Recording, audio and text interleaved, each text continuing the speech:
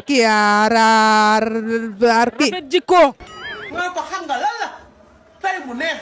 yow tamit rafet jikko oto baa ngi may xaar moo tax taal na ba pare rafet jikko waaw ay ca ñu dem. waaw su fekkee kon da nga jaxal est-ce que kon du ma la bàyyi kon. non am problème nañ def sama xarit nga nañ def. ok d'accord rafet jikko nañ jàll foofu rek àggaleel leneen rek ah foofu nañ ko passé. ñi ñoo fekk fi nga xam ne mooy Arko Pikine. manta ne. changer liggéey nga bañ. Arko Pikine waaw fii la ñuy répété fii mooy suñu salle de répétition je suis artiste comédienne waa xam naa xamoo ko woon sax danga ma yaakaar ni damay nekk ci TikTok bi nii rek mais non non.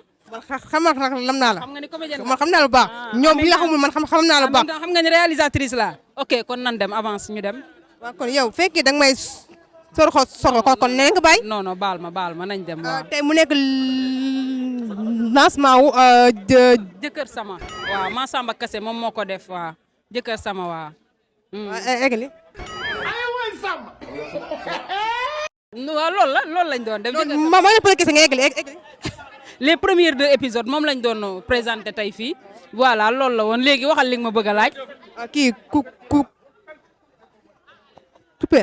non coupé la bul coupé de moom nee na maa tax mu nekk cadreuse maa tax mu nekk camera woman musuma ko message abonné wu ma sur TikTok faale wu ma deful dara bàyyi ba ñu daje tey mu ma koy doog a wax xamoon nga ni yow sa dër gii doo ci jóg kii du wér doo wér ci àddina nii ngay continuer.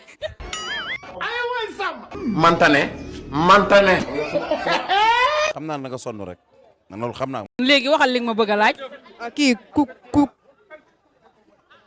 coupé. non coupé la bul coupé de moom nee na maa tax mu nekk cadreuse maa tax mu nekk camera woman musuma ko message abonné wu ma sur TikTok faale wu ma deful dara bàyyi ba ñu daje tey mu ma koy doog a wax xamoon nga ni yow sa dër gii doo ci jóg kii du wér doo wér ci àddina nii ngay continuer.